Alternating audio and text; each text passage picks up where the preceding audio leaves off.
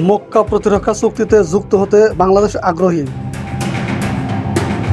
Saudi আরব, তুরস্ক ও পাকিস্তানের মধ্যকার প্রস্তাবিত মক্কা ডিফেন্স প্যাক্ট বা নিরাপত্তা সহযোগিতা চুক্তিতে বাংলাদেশ যুক্ত হতে আগ্রহ প্রকাশ করেছে। বিষয়টিকে ঢাকা অত্যন্ত ইতিবাচকভাবে দেখছে বলে জানিয়েছেন নবনিযুক্ত পররাষ্ট্র প্রতিমন্ত্রী হুমায়ুন কবির।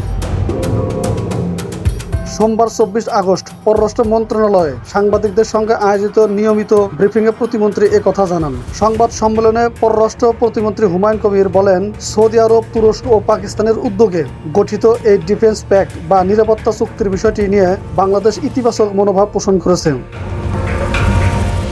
মুসলিম দেশগুলোর সঙ্গে পারস্পরিক সম্পর্ক জোরদার এবং আন্তর্জাতিক অংশীদারদের সঙ্গে বাংলাদেশের সম্পৃক্ততা আরও বহুমাত্রিক করতে বর্তমান সরকার কাজ করে যাবে বলে তিনি জানান। ব্রিফিংয়ে নিজের দ্বৈত বা ব্রিটিশ নাগরিকত্ব নিয়ে চলা বিভিন্ন সমালোচনার জবাব দেন পররাষ্ট্র প্রতিমন্ত্রী।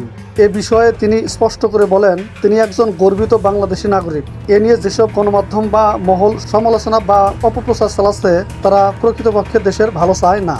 আমি বাংলাদেশি, এখানে তো বাংলাদেশের মিনিস্টার বাংলাদেশি সুবিধাভোগী লোক করবে না।